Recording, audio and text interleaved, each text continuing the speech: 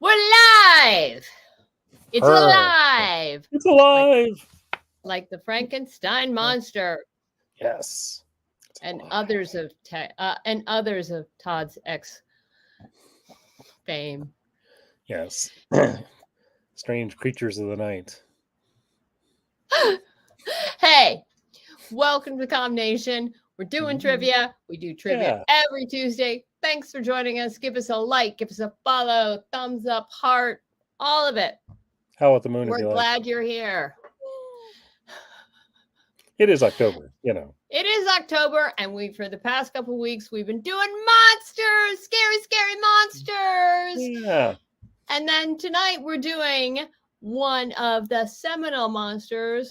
Yes. The Monster of Frankenstein. Dun, dun, Dun, dun, dun. Yeah.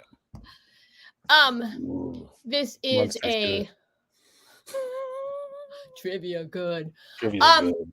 This is a book that was originally published by Marvel. It is, I'll be honest with y'all. First of all, it's a little dark because, Frankenstein stuff happens. People die. Yeah. Also, it is a little hard to find, but it's been collected in a couple different ways. Yes. And honestly, if you like monsters, if you like the monster movies, if you like that very classic Universal Monsters Quartet. Yeah. Exactly. This is a nice interpretation of the Frankenstein story. Yeah. So if you're joining us live, and we love it when you join us live, Absolutely. go to crowd.live and plug in this or use the QR code. Yeah. Play along. Because it's fun. It's fun. And it being Frankenstein stuff, who knows what you might know? Even if you haven't read the comic yet. Because, we like to give context. Like, the first question is... Yeah. Who created Frankenstein? It wasn't the doctor? Oh, no. Sorry. Todd! Who created Frankenstein? That would be Mary Shelley. Correct. Full name, actually, Mary Wollstonecraft Godwin Shelley. Yeah. Her father was a political philosopher, William Godwin. Her mother was a philosopher and women's rights advocate. And her husband was the romantic poet and philosopher Percy Shelley. Yeah. So... And she actually wrote the book because he was telling his own stories and she decided to tell hers. Yep. So anyway, first question. Mm-hmm. Frankenstein, the first Frankenstein story had an alternate title. What was it? It's not the vampire, because that's the title of the book. What was it? It's the modern Prometheus. Exactly. Now, as Todd was kind of mentioning, so here's what happened. Mary was on vacation with friends. There was Percy Shelley. There was, Lord Byron, Lord George Gordon Byron. There was Dr. John Polidori. And they decided to have a competition. There was really bad weather. They're all stuck indoors. And they decide to have a competition to who can write the scariest story. Uh-huh. So Dr. Polidori wrote The Vampire, which ended up being the foundation for Bram Stoker's Dracula, one of his inspirational pieces. Darkness is a poem by Lord Byron, and it has a theme of an apocalyptic end of the world. And Ozymandias was what Shelley wrote at the time, I believe. Right. And it was just talking about like a person that's famous and once was famous, now forgotten. Just, stuff you do on vacation. Sure. Taking it easy. Well, back when you couldn't spend all your time Googling the internet or watching stuff on streaming. Back in those days. Now, according to the original story and this book and in the comic, how tall is Frankenstein's monster? Well, yeah, he's a big one. How tall is he? He's 8 feet, at least. So in the original story and in subsequent tellings, it's basically because, the monster has been reassembled from spare parts. And because it's difficult to get body parts that are small and work with body parts that are small, Frankenstein ends up being very big. Yep. And also, let's face it, he wouldn't be a scary monster if he was a short little fella. True. If he was only 3 feet, you'd probably, think he was cute and adorable and take him home. Aww. Some people like but again, scare monsters are the most interesting people. That's right. My thoughts. Our geek runs deep. If you don't get it, that's okay. You probably had a life. Yeah. But speaking of, what color are the monster's eyes? Well, they're not red. That's the color of my eyes. What color are his eyes? They're yellow. So in the book and in some of the comic, when the colorist seems to have recalled, the monster's eyes are yellow. His skin is also in the original book, and Shelley's original book is described as yellow as well. And it's yellow for a very simple reason. Todd, for no additional points, do you know why he's basically yellow? Is it because he doesn't have as much blood flowing through his veins? He's dead! He's dead, and he's decaying, and he's got crappy color. It's like, right. It's apparently flesh bags that are, Apparently, the doctor tried to make him look handsome, and didn't. No. It was just like, but the skin, and it was just all dying, and no. Does not look good. Does not look good. He made stuff for him personality.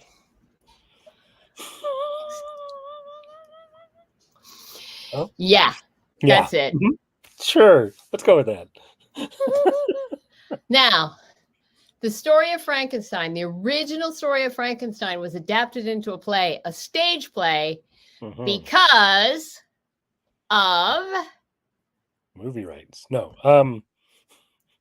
or agents. There's a scary monster for you. No, it's because of Dracula. That was also originally done as a play. Okay, so Dracula came out. Yep. In the 1880s. Don't quote me on that one. And it was very popular. And Dracula was made into a stage production. Bram Stoker's Dracula, which was just huge success, like 3 or 4 years of a run.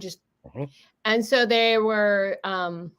So Hamilton Dean, who was into part of the stage adaptation of Dracula, was like, what other monsters are there? Thought of Frankenstein and said, hey, Peggy Webling, please go write a play. And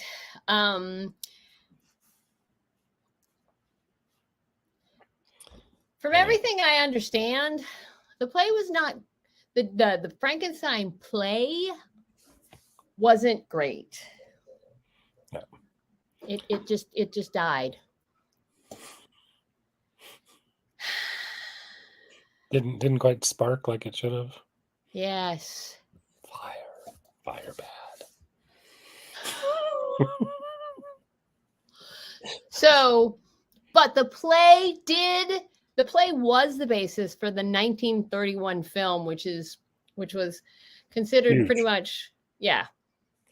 And who played the monster in the 1931 film? Well, that would be Boris Karloff. And by the way, if you're sitting there saying, hang on, wait, yes, every actor in that list has played Frankenstein one time or another. Every single one. We'll talk more about that one later. But by the way, the 1931 film, which is probably when you think of Frankenstein and the graphics and the whatnot, this is the one you're thinking of. That wasn't the first. Exactly. Like Boris Karloff and that classic makeup, etc. Bolts in the neck, yep. Exactly. That was not the first adaptation of Frankenstein as a movie. It wasn't. Nope. It was in 1931, and it was like the third or maybe fourth adaptation, 1931. Yeah.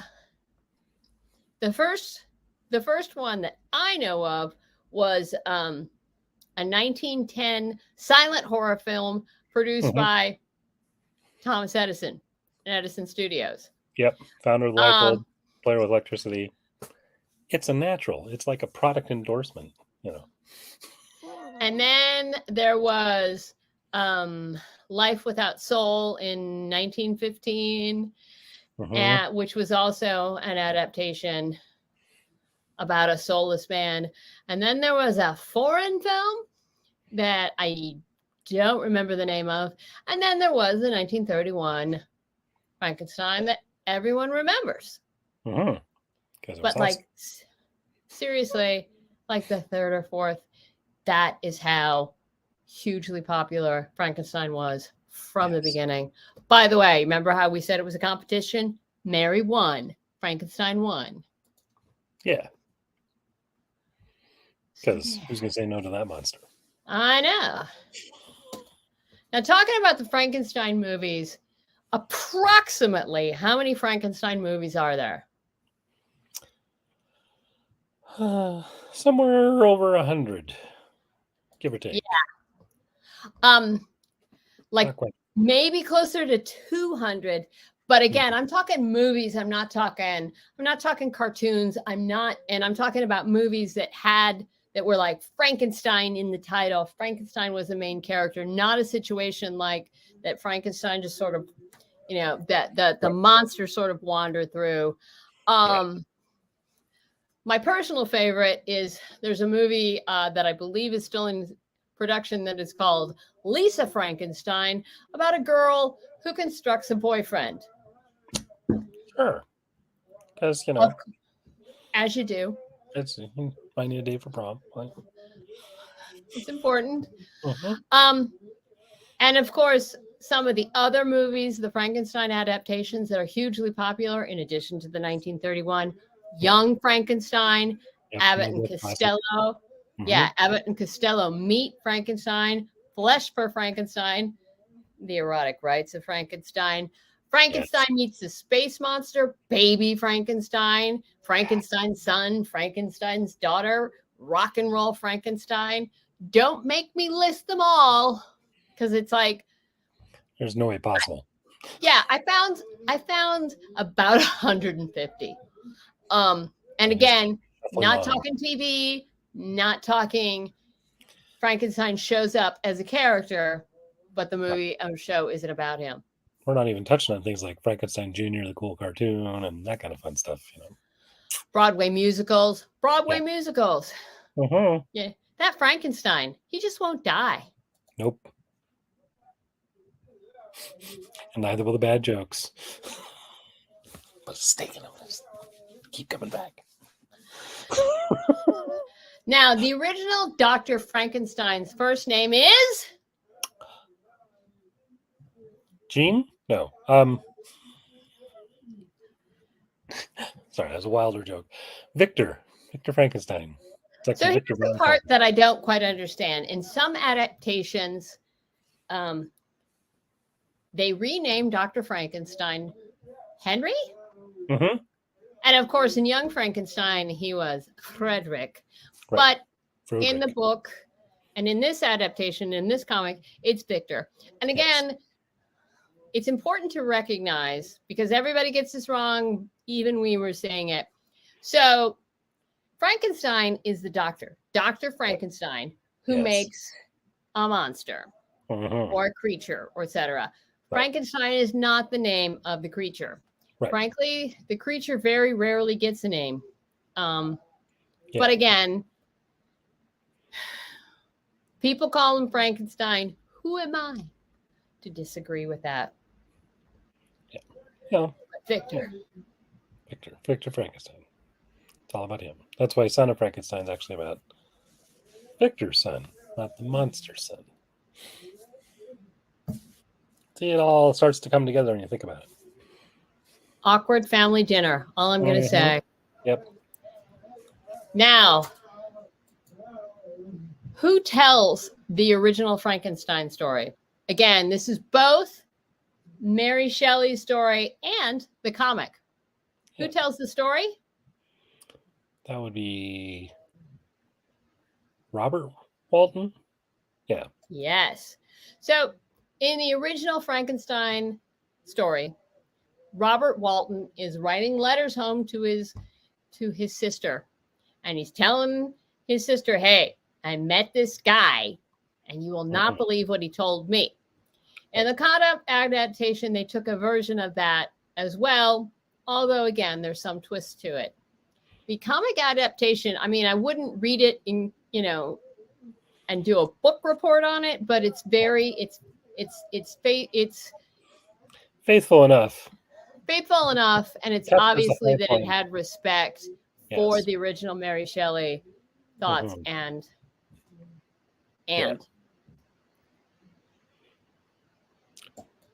probably a more faithful adaptation than the 1931 movie was. Yeah. Now, the Monster of Frankenstein, that's the comic we're talking about.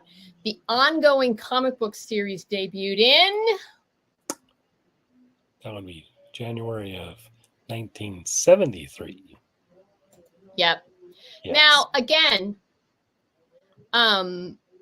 this is Monster of Frankenstein, which ran for like 5 issues, and then it got bundled up into the Frankenstein Monster and other things. This is not the first time Frankenstein appeared in, and again, we mean Frankenstein the Monster. This is not the first time that Frankenstein's monster appeared in Marvel comic book universe. Todd, for no additional points, do you know the first time Frankenstein showed up in the Marvel comic universe? It was in Your Name is Frankenstein back in 1950s Atlas Comics, before Stan and those guys officially made it Marvel Comics. Yep, but the first Frankenstein story was written by Stan. Yeah. And then, of course, there was the robot replica of Frankenstein that battled the X-Men. Sure, because Frankenstein's popular, and the monster's popular. Yeah. And then Frankenstein seemed to battle the Silver Surfer. Gosh, I wonder how that went. But yeah, in 1973, Frankenstein, both Doctor and Creature, got their own ongoing series. Yeah. And it ran for like a year or two. Mm-hmm. And again, if you love those classic old monster movies, this comic is for you.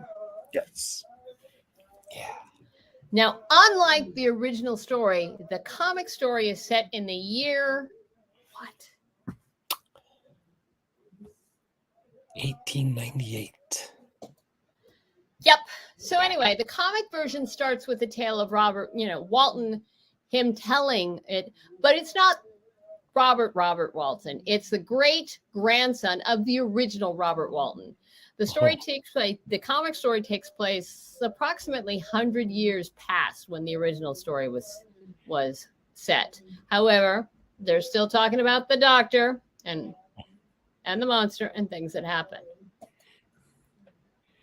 Because, guys sticking up bodies, slapping them back together. Story like that's what I like. Now, in the comic, Captain Walton has a faithful guide whose name is... Spot? No. Canute. Yes. Canute. He was a faithful Inuit travel guide for Robert Walton. Mm-hmm. And he asked, for whatever reason, absolutely believed in Walton's mission. And when the rest of the crew got a little antsy, Canute was there supporting him. Yeah. Hope that works out well for him. Maybe. So the Frankenstein monster, he's strong. He's as strong as 10 men. Yep. At least 10. 10 men. See, again, the monster is a big guy. He's a strong guy. But it's interesting, and I just want to take a moment. According to the original novel, the monster wasn't a stupid guy. He wasn't a bad guy. He taught himself to speak. He taught himself to read. He was a compassionate guy. I know that in subsequent, it's like, trivia good, fire bad. But it's like in the first adaptation, he wasn't that. As a matter of fact, the monster in the original story and in this comic adaptation, the monster befriends a man who is blind. Yeah, let's face it. And he's like cutting firewood and the whole thing, and listening to the man talk. The monster learns to speak. Yeah. And then he apparently, borrows some books, and just looking at the words, the monster learns to read and has no problem with reading comprehension, because that'll happen. Sure. Well, when you got enough brain parts put together, eventually. Yeah. And not only does he befriend this man by like doing chores and whatever, they hang out, they have tea, they have dinner together. What could possibly go wrong? Awkward family dinner there? There you go. Hey. You never know. Now, Walton is on an expedition to the great frozen north of the Arctic Ocean. Mush. Correct. Mushu Huskies. So he's going to the North Pole, which the Arctic Ocean is around. He's going there because that was the last sighting of the monster, because I guess he's lonely. He's going in search of the monster because that's a good idea. Sure. But frozen again, tundra, this is 8-foot lumbering monster, Again, this is something from the original story, that after all of the adventures, and there were many adventures, Frankenstein and his monster ended up in the North Pole looking for Santa. I don't know. That would be interesting. Surprised they haven't made that movie yet. There you go. Santa Claus versus Frankenstein. They probably have. Santa beat Martians. Why not? Exactly. Hey, so tonight we were talking about the monster of Frankenstein. Look for Marvel Comics, Frankenstein. It's, classic, gothic. It's classic, and it feels like one of those classic old-time Marvel, Universal monster movies. Yeah. The original write-up is this: Gothic horror in the macabre Marvel manner. Ugh. One of the most terrifying figures in all fiction lurches into his own comic book series, collected in color for the very first time. Witness a dramatic retelling of Mary Shelley's literary classic, more or less. Then follow the monster in his quest for the last living descendant of his creator, Victor Frankenstein. He's a little cranky. It's an odyssey that will lead him into a confrontation with Marvel's other groovy ghoulies, Dracula and Werewolf by Night. Groovy ghoulies. Yeah. That's all I'm saying. Mm-hmm. The Monster Frankenstein, the issues that we were looking at, they were written by Gary Friedrich, who is best known for his Silver Age stories for Sergeant Fury and the Howling Commandos. And